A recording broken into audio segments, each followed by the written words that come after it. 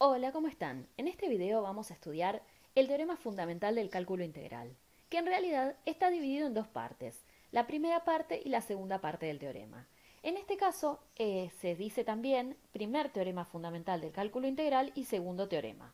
¿Sí? Vamos a estudiar la primera parte. Este teorema, ¿sí?, nos permite relacionar, ¿sí?, la función y la derivada. Entonces, si f de x es continua en el intervalo AB, nos referimos a f chiquita, la función que definiremos como f grande igual a la integral definida entre a y x de f de t diferencial de t es una primitiva de f en el intervalo AB, o sea, eso quiere decir que la derivada, ¿sí?, de f grande es el argumento de la función evaluada en el límite superior para todo x en el intervalo AB. Esto es lo que nos dice el primer teorema fundamental del cálculo integral. Ojo que en algunos libros, y en particular en el Larson, que es el que estábamos siguiendo nosotros, sí, a ese teorema lo llaman el segundo y el primero es al que nosotros llamaremos segundo. Así que ojo que en ese libro está escrito como el segundo teorema, el que nosotros llamamos primero. Si f de x es continua en un intervalo i que contiene a, entonces para todo x en el intervalo, la derivada, ¿sí?, de la integral definida entre a y x de f de t diferencial de t es igual a la función, al argumento de la integral esta, evaluada en el límite superior.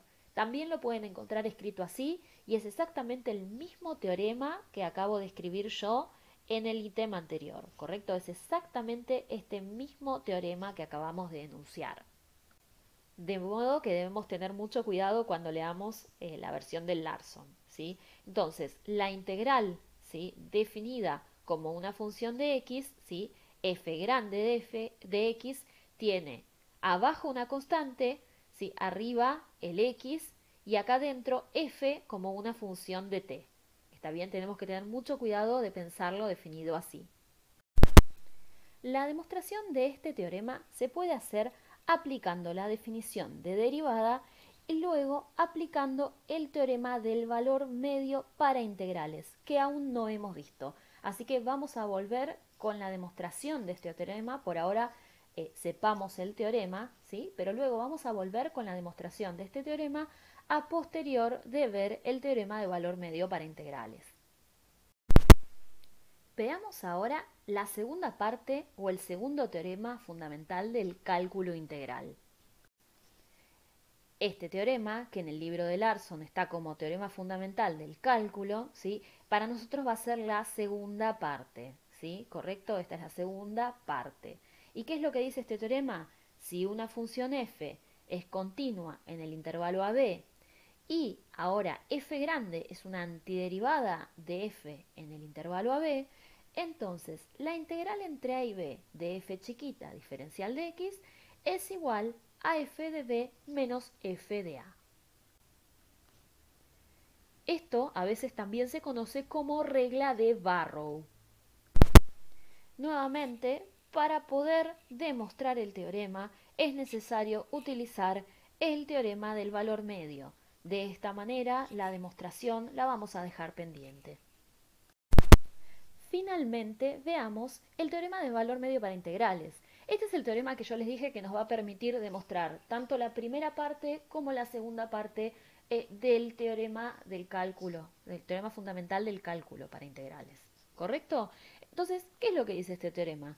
Antes habíamos visto que el área bajo una curva, ¿sí?, era mayor que el área de los rectángulos que uno tomaba inscritos adentro de la curva, pero menor que el área de los rectángulos que tomábamos por fuera de la curva. ¿Sí? El teorema de valor medio para integrales lo que nos dice es que en alguna parte entre los rectángulos que están adentro, circunscriptos, y los rectángulos que están afuera, ¿sí?, hay un valor que es precisamente el área igual a la región bajo la curva. ¿Sí? Entonces, formalmente, el teorema nos dice que si f es continua en el intervalo AB, existe algún número c en el intervalo cerrado tal que la integral entre a y b de f de x diferencial de x es igual a f de c por b menos a.